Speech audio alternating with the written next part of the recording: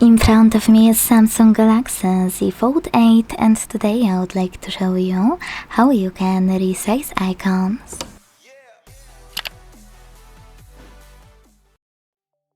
First of all, you need to hold your display and wait for all of those options to show.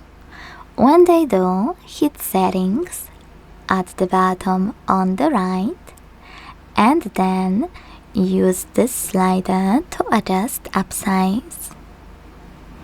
When you finished, go back. All of your changes will be automatically applied. Thanks so much for watching. If you enjoyed this video, leave a like, comment and subscribe. Bye!